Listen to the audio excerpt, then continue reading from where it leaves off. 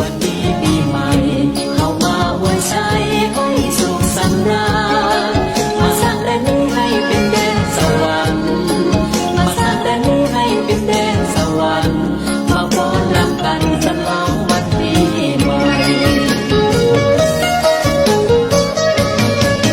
ความทุกข์ที่เคยประสบขออย่าได้พบผ่านอีกต่อไปสุดสิ้นไปเสียสิ่งที่เศร้าหมองใจสุดสิ้นไปเสียสิ่งที่เศร้าหมองใจความสีวิไลจงได้มาแทนที่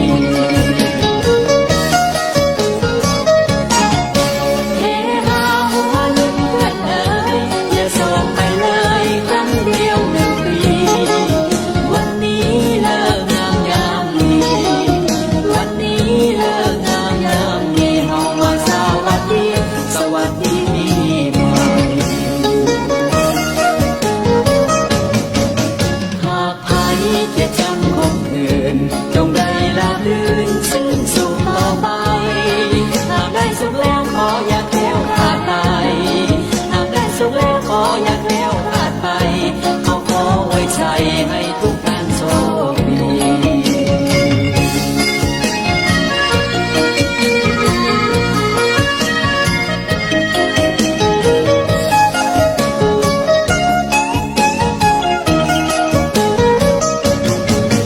วันนี้วันดีปีใหม่เข้ามาไว้ใช้ให้สุขสำราญมาสร้างแดนนี้ให้เป็นแดนสวรรค์มาสร้างแดนนี้ให้เป็นแดนสวรรค์มาฟ้อนรำกันฉลองวันปีใหม่ความทุกข์ที่เคยประสบก็อย่าได้พบผ่านอีกต่อไป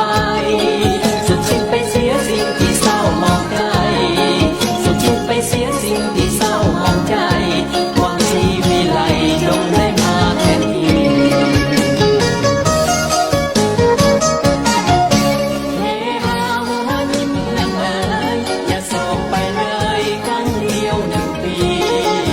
วันนี้เลิกงามยามดีวันนี้เลิกงามยามดีเอามาสวัสดีสวัสดีปีใหม่หากใคร